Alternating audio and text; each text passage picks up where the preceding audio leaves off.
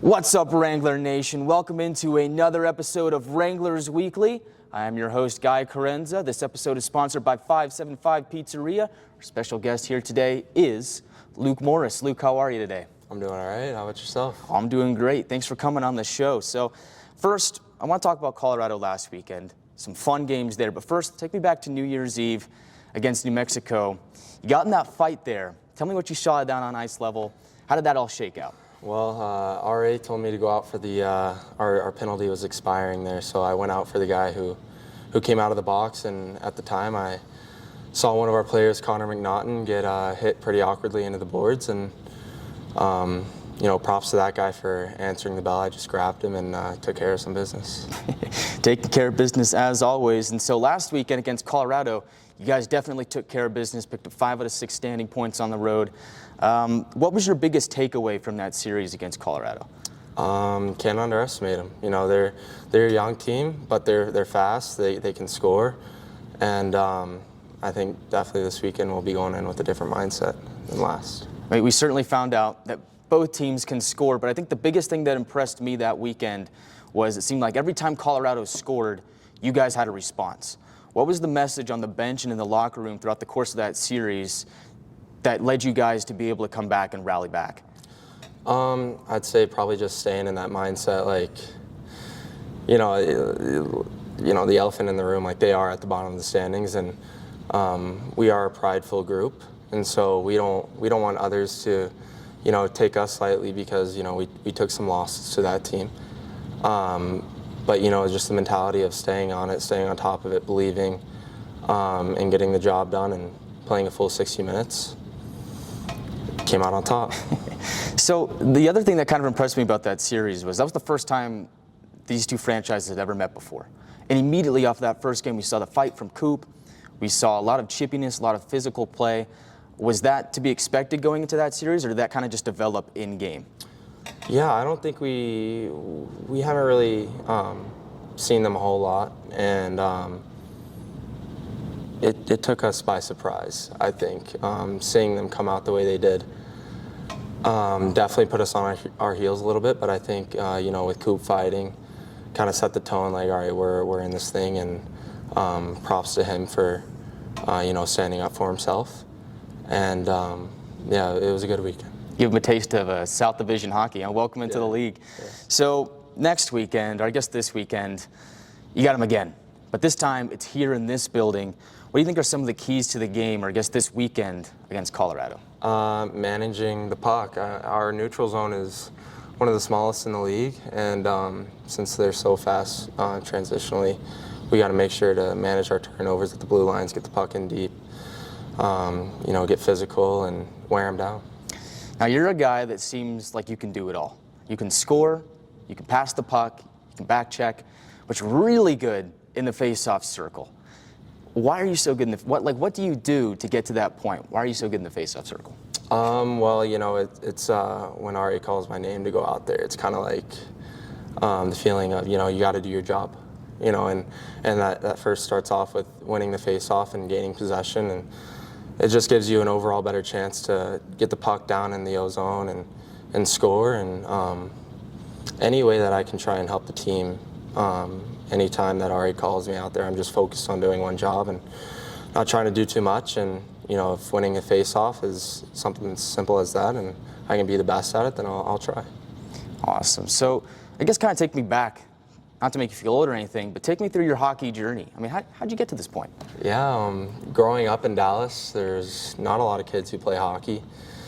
My dad took me to a Stars game when I was 5 years old, and ever since then I wanted to start skating, and I was a confident little kid, and I thought that I could do anything and everything in the world, and I spent my first 60 minutes on the ice on my butt. So it's I've came a long way, and 15 years now into it, and it's one of the most fun years I've ever had playing hockey. And so you came over from the trade with El Paso last season. Now you're in your first full season with the Wranglers. What was it like coming over from El Paso in the trade, and then what have you seen this year in your full stint with the team? It's definitely a little awkward coming in at first, getting traded. I was never traded before, and you never know how the guys are going to take you in. And Luckily, the culture here was really phenomenal, and guys like Chase Davis and Cooper Rice, just to name a couple, Zach Kent, they made me feel really accepted and welcome right away, and just kind of bought into that culture right away. And as a vet, coming back this year, you kind of want to instill that same exact culture into this locker room. And there's been some bumpy roads this year, you know, but that's average for every team, and I think we've managed that really well, and I think we're on the come up. And so you mentioned going to Stars games. Was there a guy that you looked up to playing hockey as a kid? Yeah, there were a few guys. There was Brendan Amaro was the captain. Even when I was a little older, Jamie Benn. I try to envision myself a little like Jamie Benn. Score when he can, fight. Do all the little things. And Mike Medano. And Steve Ott. They were just really intense guys. They took the game seriously. So tell me about your off-season training then. So what do you do from season to season to kind of get prepared, kind of get ready, get dialed in, locked in, whatever you want to call it? Yeah. I mean, how do you prepare for the season? Well, I'm kind of a guy who takes it a little bit differently each off-season. So this past off-season, I was doing a lot of like calisthenic work, a lot of body weight, core work, just trying to get lighter and more explosive. In the past, I've lifted really heavy, but each year I try to get better and better in the weight room and figure out little things about my body, what works, what doesn't, just constantly improving. Awesome. And do you have like a favorite hockey story, I guess, throughout your entire career that kind of stands out to you? Yeah. When I was up in Manitoba, I had the opportunity to win a championship up there, and I was actually just talking to some of the guys yesterday, and those are lifelong friends, and it's something that you'll never take for granted, putting a ring on your finger, and hopefully we can do it this year. Well, you're on the right track. So let's get to know Luke Morris, the man, a little bit more. You've been in Amaro a little while. What's your favorite thing to do around town? Around town, there's a lot of great restaurants here. I mean, Sharky's is like a weekly staple for us. Chipotle. I'd probably say, every night just hanging out with the guys doing something.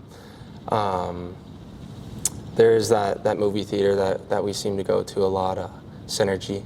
They got arcade, bowling, and whatnot. And shout out Brahms, too. I love their ice cream. It's amazing. Birthday cake shake. It's my favorite.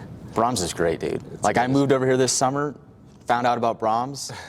Like, it's become a staple for me. That's right. So kind of just take me through some of your other hobbies then. Like, what some stuff that you've done throughout the course of your life, maybe not even hockey related, that you still do to this day? Yeah, back home, I really love to go fishing in the creeks, just walking by myself or with my father.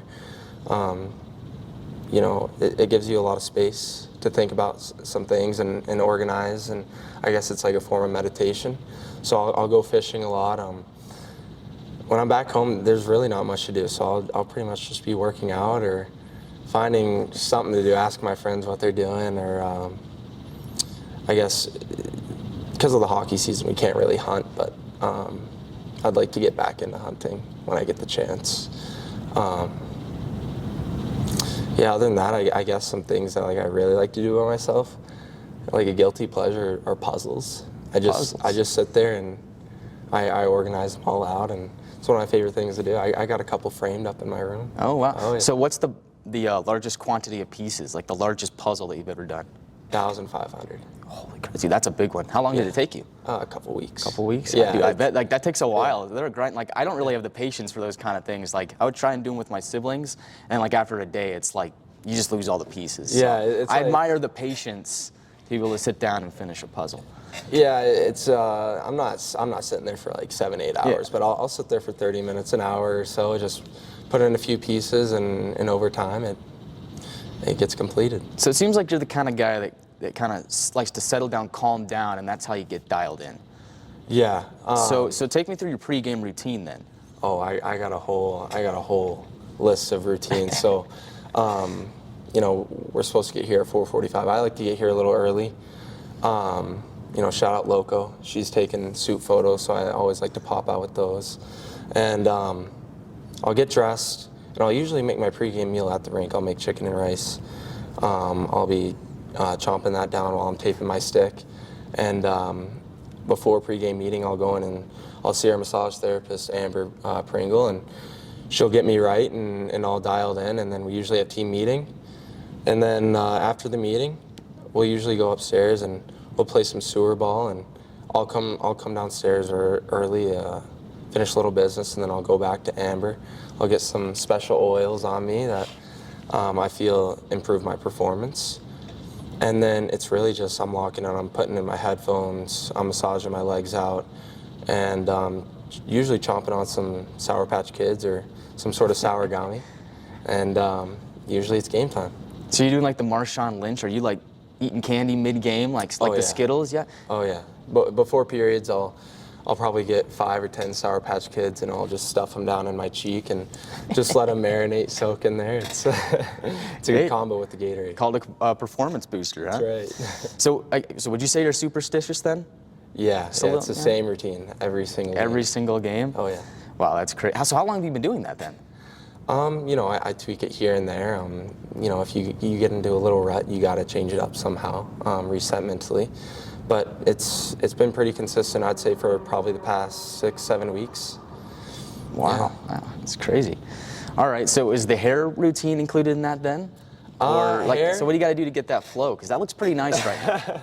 I'm not using the 3-in-1 stuff. You know, Okay. I see a lot of guys are using the 3-in-1 stuff, and you know, I just think no wonder they're going bald by 25. And I don't want to be that guy, so I'm trying to prolong it as much as I can. So I got some pretty fancy shampoo and conditioner that I use, but I only wash it about, I'd probably say, twice a week. And you know, I try to maintain it, make sure it doesn't get too greasy, because you know the hockey helmets, they don't help.